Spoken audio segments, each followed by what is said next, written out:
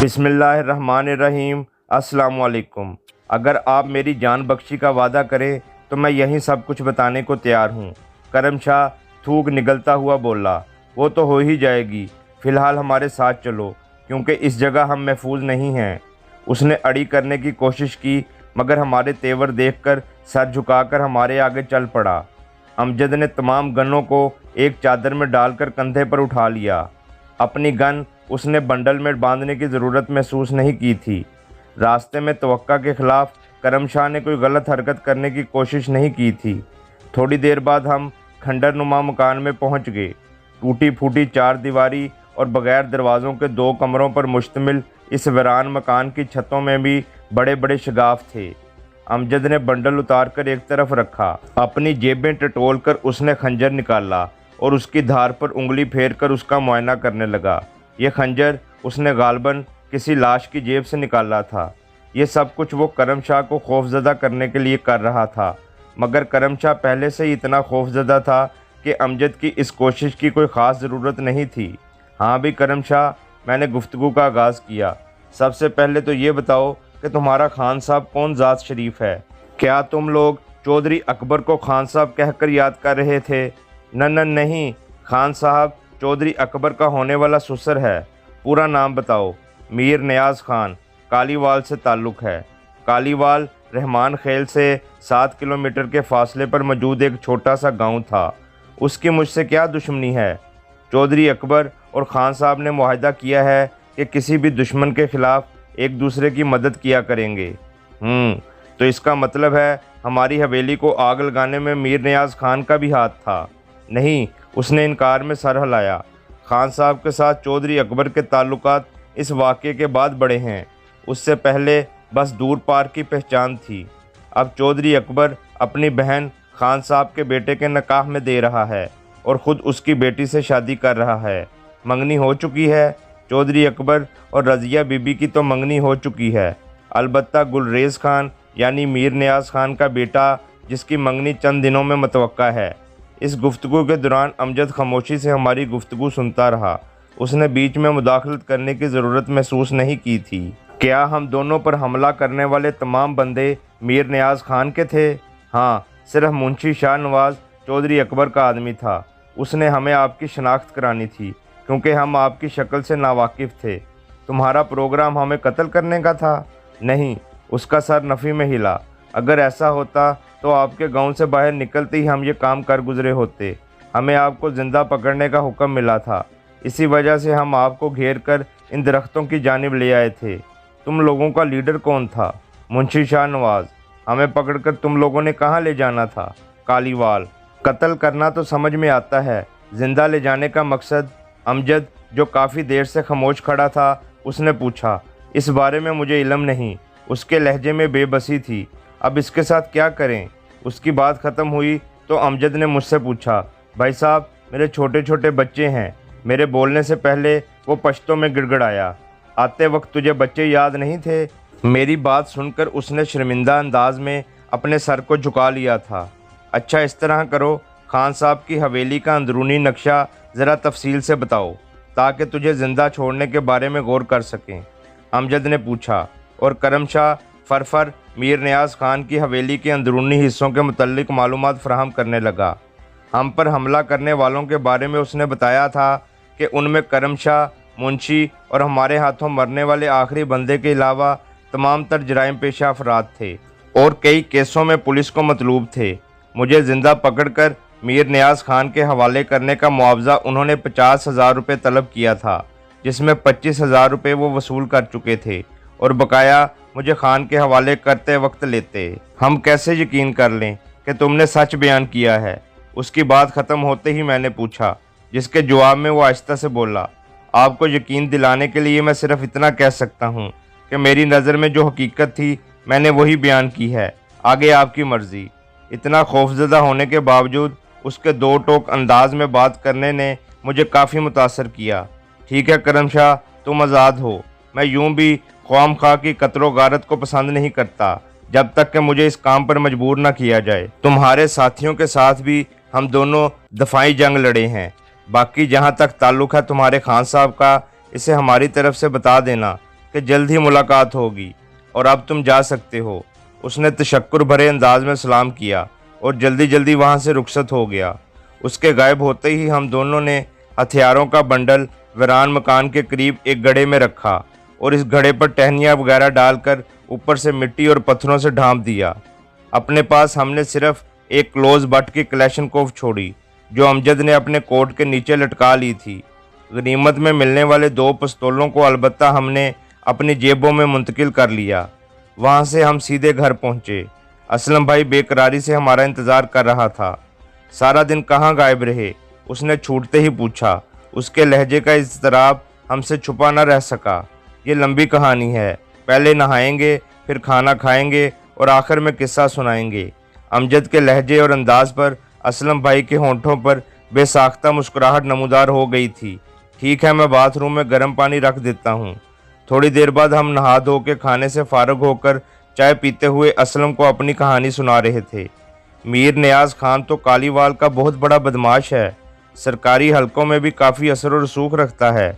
हमारी कहानी सुनने के बाद असलम भाई तशवीश से बोला, उसकी जागीरदारी तो बस उसके जराइम पर पर्दा डालने का जरिया है, वरना उसकी सारी आमदनी का दारोमदार स्मगलिंग वगैरह पर है। मैंने पूछा, उसका बेटा भी उसके साथ कारोबार में शरीक है? बेटा छोड़ो, बेटी भी शरीक है क्या? हम दोनों के मुंह से बेसाख्ता निकला। सही कह रहा हूँ भाईजान, वो 16 जमात पास है, अपनी गाड़ी खुद चलाती है और मर्दों की तरह पतलून पहनती है, सर पर दुपट्टा नहीं ओढ़ती, बाल भी मर्दों की तरह छोटे छोटे हैं। इतनी तालीम याफ्ता होकर उसने अकबर के साथ शादी करना किस तरह पसंद कर लिया? क्या कह सकता हूँ? असलम भाई ने कंधे उचकाए। शायद चौधरी अकबर की ज़मीन जायदाद पर उनकी नज़र हो, या फिर मीर नियाज़ खान अपनी बेटी अकबर खान के निकाह में उसकी वाजबी तालीम को देखकर दे रहा हो ताकि नफसियाती तौर पर अकबर खान दबा रहे। हो सकता है। अमजद असबात में सर हिलाकर बोला, ऐसी आज़ाद ख्याल लड़कियां यूं भी कम तालीम याफ्ता खामद पसंद करती हैं ताकि उनकी आज़ादी में मुखल ना हो। अच्छा छोड़ो इस बहस को। असलम भाई, आप मेरी बात ज़रा गौर से सुन लें। चौधरी अकबर अब खुलकर सामने आ गया है। मीर नियाज़ खान भी उसकी पुश्तपनाही कर रहा है। आज हमारे हाथों उन्हें जो मुसीबत उठानी पड़ी, इसका बदला लेने की लाजमन वो कोशिश करेंगे। इस ज़िमन में अगर हम उनके हत्थे ना चढ़े तो इसका बदला वो आपसे और मोमानी जान से लेंगे। शायद घर की औरतों को यरगमाल बनाकर वो हमारे ऊपर काबू पाने की कोशिश करें। बिलाशुबा गंडापुर कौम अपनी दुश्मनी में औरतों को नहीं घसीटती, मगर ये दुश्मन कमीने हैं। इससे पहले ये जो कुछ कर चुके हैं इससे आप अच्छी तरह वाकिफ़ हैं। इसलिए अब हमारे लिए बेहतर यही है कि आप मोमानी जान, बाजी और अकरम खान को चंद दिनों के लिए किसी महफूज जगह पर छोड़ आएं और ख़ुद भी वहीं रहें। इस तरह कम अज़ कम हमें इत्मीनान रहेगा और हम आज़ादी से इन दोनों सूरमाओं के खिलाफ लड़ सकेंगे। मगर भाईजान, अगर मगर नहीं, मैंने कतई कलामी की। आप मेरी बात ना मानकर सिर्फ मसाइल ही पैदा करेंगे। ठीक है, वो यकदम मेरे साथ मुत्तफिक हो गया। कहाँ चले जाएं? अमजद इत्मीनान से बोला, मेरे घर। उसकी बात सुनकर मैं उछल पड़ा। बिल्कुल असलम भाई, अमजद का घर आप लोगों के लिए महफूज रहेगा। मैं अम्मी जान और जमीला को उधर छोड़कर वापस आ जाऊंगा। अगर हमें तुम्हारी ज़रूरत पड़ी तो तार देकर आपको बुला लेंगे, अमजद ने कहा। इसके बाद अमजद इसे अपने घर का एड्रेस समझाने लगा। अम्मी जान को आप खुद राज़ी करेंगे। अमजद से उसके घर का एड्रेस समझ लेने के बाद वो मुझसे मुखातब हुआ। चलो अभी मोमानी जान से बात कर लेते हैं, मैं उठते हुए बोला। असलम भाई भी मेरे साथ खड़ा हो गया। मुझे देखते ही मोमानी जान बेसाख्ता चारपाई से उठकर मेरी जानिब बढ़ीं और मेरी बलाएं लेने लगीं। वो जिस वक्त भी मुझे देखती थीं उनके आंसू खुद ब खुद बहने लग जाते थे। बेटा, आज सारा दिन कहाँ गायब रहे हो? वो मेरी पेशानी का बोसा लेते हुए बोली। खेतों की तरफ गए थे माँ जी। आज तो उस तरफ से बहुत ज़्यादा फायरिंग की आवाज़ आ रही थी, मैं तो डर ही गई थी। वो पुलिस वाले थे माँ जी, मैंने सरीहन झूठ बोला। डाकुओं के साथ उनका टाकरा हो गया था। खुदा बर्बाद करे उन डाकुओं को। वो डाकुओं को कोसने लगी। माँ जी, मैं एक काम के सिलसिले में हाजिर हुआ था। 100 काम बताओ पुत्र। माँ जी, आपको तो पता है कि जमीला मेरी इकलौती बहन है और इसे इस हाल में देखकर मुझे जितनी तकलीफ़ होती है ये बताने की बात नहीं। मैंने और असलम भाई ने मशवरा किया है कि बाजी को कराची इलाज के लिए भेजा जाए। इस मकसद के लिए आप और भाई असलम को भी उनके साथ जाना पड़ेगा। कराची भेजने की क्या ज़रूरत है? अपने शहर में इलाज करा लेंगे ना? नहीं माँ जी, मैंने नफ़ी में सर हिलाया। यहाँ पर बाजी की बीमारी के मुतल्लिक कोई काबिल डॉक्टर मौजूद नहीं है। कराची में तो एक से एक अच्छे डॉक्टर पड़े हैं। इसके अलावा अमजद का घर भी वहीं है। आप लोगों को रहाइश की तंगी भी नहीं होगी। ठीक है पुत्र, अगर आप लोगों ने फैसला कर ही लिया है तो मुझे क्या एतराज़ हो सकता है। खिलाफ तवक्का वो बहुत जल्द राज़ी हो गईं। तो फिर सुबह बाजी और अकरम खान को तैयार कर लेना। इतनी जल्दी? उनके लहजे में हैरानी थी। आना माँ जी, डॉक्टर कह रहा था कि पहले भी हम लोगों ने बहुत देर कर दी है। मज़ीद लेट करने से बाजी की बीमारी बढ़ जाने का अंदेशा है। मैं झूठ पर झूठ गढ़ रहा था। अगर ये बात है तो हम सुबह सवेरे तैयार हो जाएंगे पुत्र। मैंने इत्मीनान भरा सांस लेते हुए उनसे इजाज़त चाही और असलम को अपने साथ आने का इशारा करते हुए घर से निकल आया। अमजद रज़ाई ओढ़े सो गया था। असलम भाई, मोमानी जान को राज़ी करते करते बाजी के इलाज की सबील भी निकल आई है। हालांकि इसके मुतल्लिक हमें पहले से सोचना चाहिए था। बहरहाल अब भी कुछ नहीं बिगड़ा। सुबह शहर तक मैं और अमजद आप लोगों के साथ जाएंगे। वहां से बैंक से कुछ रकम निकाल कर दूंगा जिससे आपने सचमुच बाजी का इलाज कराना है। इस मकसद के लिए अंकल यानी अमजद के अब्बू आपकी रहनुमाई करेंगे और इसके अलावा अगर पैसों की ज़रूरत पड़ती है तो मुझे तार दे देना। मैं इंशाल्लाह रकम आपको भिजवा दूंगा। इतनी रकम तो मेरे पास भी होगी कि अपनी शरीके हयात का इलाज करा सकूं। वो मेरी बहन है असलम भाई, और बहनों के भाइयों पर बहुत ज़्यादा हकूक़ होते हैं। अगर अदनान के कातलों को कैफरे किरदार तक ना पहुंचाना होता तो मैं खुद आपके साथ चलता, मगर आप तो खफा ही होगे। असलम ने कतई कलामी की। मेरी बात का ये मकसद नहीं था। अच्छा छोड़ो इस मकसद को, मैंने मौजू बदला। अब यूं करो कि मोर्चे में चले जाओ। अपनी कलेशनकोफ भी साथ ले जाना। आज रात बहुत एहतियात से गुजारने की ज़रूरत है क्योंकि दुश्मन बहुत तेज़ी दिखा रहा है। मैं चंद घंटे आराम करके तेरी बदली कर लूँगा। नहीं, आप आराम करें, मैं अकेला ही काफ़ी हूँ। और फिर मेरा जवाब सुने बगैर वो बैठक से बाहर निकल गया। असलम भाई के हवाले मैंने 50,000 के बकदर रकम की और उन्हें कराची की गाड़ी में बिठाकर हम वापस गाँव आ गए। अड्डे से रहमान खेल की तरफ जाते वक्त पुलिस की चंद गाड़ियाँ हमें जंगल की सिमत जाती दिखाई दीं। ये है हमारी तेज़ रफ्तार पुलिस। अमजद तंजिया लहजे में बोला। उन्हें अब खबर मिली है। उन्हें छोड़ो, तुम ये बताओ कि तुम्हारी छुट्टी कितनी बाकी है कोई 18-19 दिन? मेरा तो मशवरा है कि तुम भी चले जाओ और छुट्टी के बकिया दिन अपने घर वालों के साथ गुजारो। सही कहा आपने, बस ये चौधरी अकबर वाला बाप बंद हो जाए फिर मैं चला जाऊंगा। चौधरी अकबर, मैंने दांत पीसे। बस अब तो ज़िंदगी का यही मकसद रह गया है। तो आज हो जाए?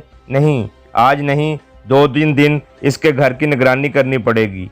इसके मुतल्लिक कुछ ज़रूरी मालूमात हासिल करके हम उस पर हाथ डाल सकते हैं। ये तो है। उसने इस बात में सर हिलाया। लेकिन मालूमात हासिल करेंगे कैसे? इस बारे मशवरा करते हैं। मैं ताला खोलकर घर में दाखिल हो गया। मशवरा क्या करना है? उसके किसी नौकर को पकड़कर सब कुछ उगलवा लेते हैं। ठीक है, लेकिन इस तरह हमें इस नौकर को काबू करना पड़ेगा जो हवेली के अंदर काम करता हो, और ऐसे नौकर की गुमशुदगी इसे चुकन्ना कर देगी। तो फिर यूं करते हैं कि इसे घर से बाहर कहीं घेरे में लेते हैं। अमजद ने मशवरा दिया। पिछले दिनों वो अपनी ज़मीनों पर चक्कर लगाने के लिए गया था। असलम भाई कह रहा था कि बॉडीगार्ड्स की पूरी प्लाटून उसके साथ थी। ऐसी हालत में इसका घेराव करना हम 2 बंदों के लिए बहुत मुश्किल है। इसी तरह इसे दूर मार राइफल के ज़रिए भी निशाना बनाया जा सकता है, मगर इसे ऐसी आसान मौत के हवाले करने पर मेरा दिल मुतमिन नहीं हो रहा। मैं इसे तड़पा तड़पा कर मारना चाहता हूँ। चलो फिर खुद से ही इस मसले पर रोशनी डालो। मेरे जहन में जो था इसे तो तूने रिजेक्ट कर दिया है। हमारे देहातों में बहुत पहले से ये रवाज चला आ रहा है कि जब मर्द किसी लड़की को पसंद करके उसे फंसाने की कोशिश करता है तो इस मकसद के लिए वो किसी चालाक बूढ़ी को इस्तेमाल करता है जो इसके हक में लड़की को हमवार करती है। क्योंकि वैसे तो हमारे इलाके का रवाज ऐसा है कि मर्दों और औरतों के इखलात की बिल्कुल भी गुंजाइश मौजूद नहीं है। मेरा ख्याल है आप मेरी बात समझ गए होंगे। वाह भाई वाह, इसका मतलब है जनाब को काफ़ी तजर्बा है इस काम का। कहाँ यार, बस तेरी भाभी। मैं बेसाख्ता सादिया का नाम लेने लगा था कि मुझे चुप लग गई। अमजद भी खामोश हो रहा। मैंने चादर उठाई और चारपाई पर लेटकर ओढ़ ली। सादिया की यादें इसी तरह उमड़ी चली आ रही थीं जैसे बरसात में बादल इकट्ठे होते हैं। मेरी आंखों के कोने नम होने लगे। मैंने करवट बदलकर चादर सर तक ओढ़ ली। आंसू रोकना बेशक मुश्किल है, मगर उन्हें लोगों से छुपाया तो जा सकता है। वापस कब आओगे? वो मेरी कमीज़ के बटनों से खेलते हुए बोली। जल्द आने की कोशिश करना, अगर छुट्टी ना मिले तो नाइट पास लेकर आ जाना। ये वो आखिरी अल्फाज थे जो उसने मुझे आखिरी मर्तबा अलविदा करते हुए कहे थे, और यही वो अल्फाज थे जो हर मर्तबा छुट्टी ख़त्म होने पर मुझे रुखसत करते वक्त वो कहती, और जवाबन मैं इसे सीने से लगाकर उसके माथे पर बोसा देता और कहता, बस चंद दिन की तो बात है, यूं गया और यूं आया हूँ चंद दिन। पता भी है तेरी जुदाई में गुजरने वाला हर दिन मुझे सदियों पर मुहित लगता है। तुम न जाने इतना अरसा कैसे गुजार लेते हो। जब मर जाऊंगा ना तो फिर क्या करोगी? ऐसा नहीं हो सकता, वो बड़े वसूख से कहती। क्यों? क्योंकि मैं अपने रब से हमेशा एक दुआ मांगती रहती हूँ कि ऐ मेरे रब, हमें इकट्ठी मौत देना, या फिर मुझे अपनी जान के मरने का दुख ना पहुँचाना और मुझे उससे पहले उठा लेना। और इसके रब ने उसकी दुआ कबूल कर ली थी। अब मुझे उसकी जुदाई का दुख सहना था। बेशक वक्त हर जख्म को भर देता है, मगर कुछ जख्म ऐसे होते हैं कि ठीक होने के बाद भी उनका निशान बाकी रहता है। वो भी मेरे जिगर पर कुछ ऐसे ही जख्म छोड़ गई थी जिनका ठीक होना बहुत मुश्किल था। ये सिर्फ इंतकाम लेने का जज्बा था कि जिसने मेरे होशो हवास कायम रखे थे, वरना मेरा हाल भी अपनी बाजी जैसा होता। एक दफ़ा तिब्बी नुस्खों की किताब में पढ़ा था कि अगर किसी शख्स को लकवा हो जाए तो उसके मुंह पर ज़ोर से थप्पड़ मारने से बाज़ औक़ात लकवा ठीक हो जाता है, और ऐसा सिर्फ इस मरीज़ के अंदर पैदा होने वाले गुस्से की वजह से होता है जो बेकसूर थप्पड़ खाकर उसके अंदर पैदा होता है। मेरे साथ पेश आने वाले हादसे के असरात भी शायद मुझे ज़हनी और जिस्मानी तौर पर मफलूज कर देते, मगर इंतकाम लेने के जुनून ने अब तक मुझे अपने हवासों में कायम रखा था। हम दोनों काफ़ी देर चुपचाप लेटे अपने ख्यालों में गुमसुम लेटे रहे, यहाँ तक कि मस्जिद से शाम की अजानें सुनाई देने लगीं। जानू साहब, कुछ खाने पीने के बारे में सोचो। बैठक में छाई खामोशी को अमजद की आवाज़ ने तोड़ा। मुझे बिल्कुल भूख नहीं थी और मुझे ये भी पता था कि अमजद का भी यही हाल होगा, मगर माहौल पे छाई उदासी ख़त्म करने के लिए उसने मेरी सोचें मोड़ने की कोशिश की थी।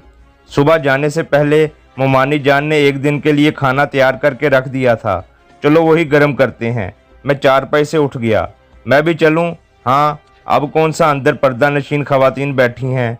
चलो फिर। बावर्ची खाने में घुसकर हमने सुबह की बनी हुई रोटियां और सालन गर्म किया, और एक दूसरे को दिखाने के लिए एक दो नवाले जहर मार करने के बाद खाने से हाथ खींच लिए। तो फिर तूने क्या सोचा है? खाने के बाद चाय पीते हुए अमजद ने पूछा।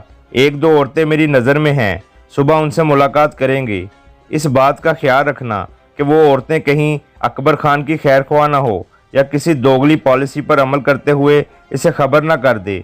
ऐसी सूरत में हम खुद फंस जाएंगे। मैंने कहा, यह रिस्क तो लेना पड़ेगा। बहरहाल कोशिश यही होगी कि इसे ज़्यादा पैसों का लालच देकर गद्दारी से बाज रखा जाए। और अमजद फ़कत सर हिलाकर रह गया। उसके बाद काफ़ी देर तक हम मुस्तकबिल की मनसूबाबंदी करते रहे, यहाँ तक कि अमजद जमाई लेकर बोला, चलो यार सोते हैं। ठीक है, तुम इधर ही सो जाओ, मैं ऊपर मोर्चे में सोऊंगा। हम गंडापुरों में ये रिवाज है कि मकान में मोर्चा ज़रूर बनाते हैं, और इस मकसद के लिए अमूमन मकान की छत इस्तेमाल करते हैं।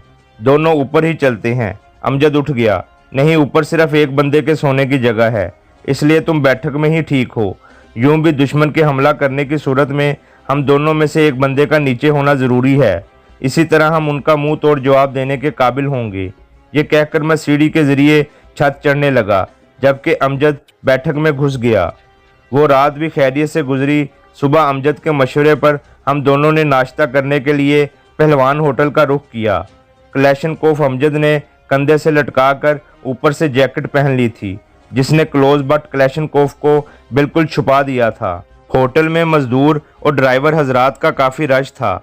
हम दोनों ने भी एक चारपाई पर बैठकर चाय और हलवा पूरी का आर्डर दे दिया।